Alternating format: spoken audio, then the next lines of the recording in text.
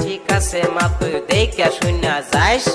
পুলি পিঠা খায়া কিছু আমার লেগা নিয়ে আস বুঝছস আমার লেগা নিয়ে আস ঠিক আছে তুমি থাকো বাইতে আমি যাই বেড়াইতে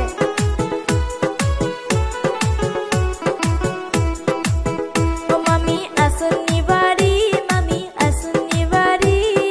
আইসি আমি তাসি আপনাদের বাড়ি ও তো আইসা ঘরে আইসা বসো